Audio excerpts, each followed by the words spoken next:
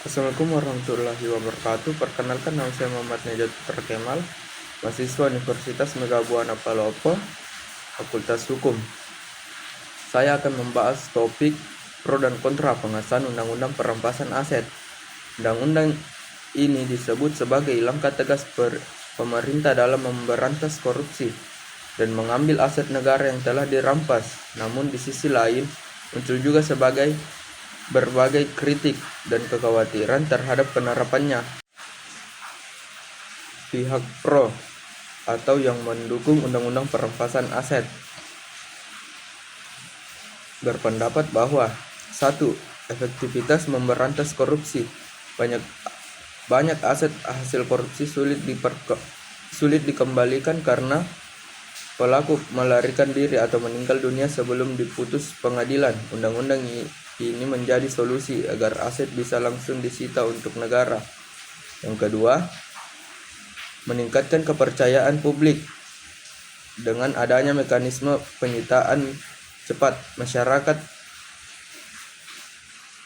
melihat keseriusan pemerintah dalam menegakkan hukum dan memulihkan kerugian negara.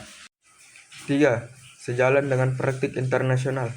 Banyak negara seperti Inggris dan Amerika Serikat sudah lebih dahulu menerapkan konsep asas forfeiture ini untuk menentukan kejahatan keuangan lintas negara. 4.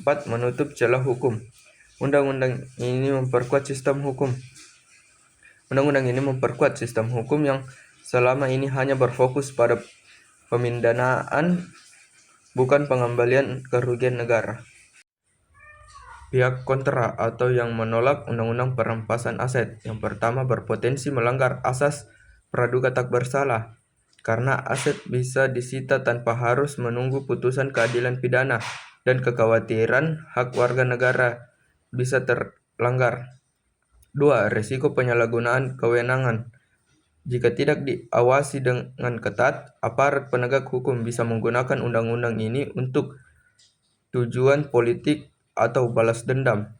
Yang ketiga, kurangnya mekanisme perlindungan hukum.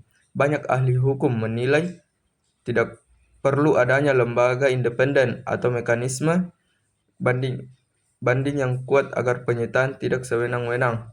4. Masalah transparansi dan akuntabilitas. Proses penyitaan dan pengelolaan aset hasil rampas harus diawasi agar tidak menimbulkan korupsi baru.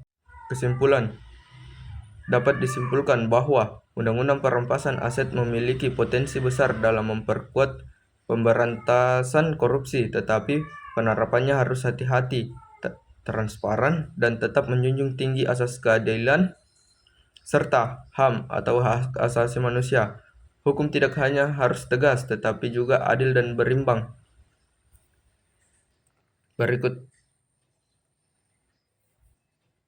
sekian dari video ujian tengah semester saya.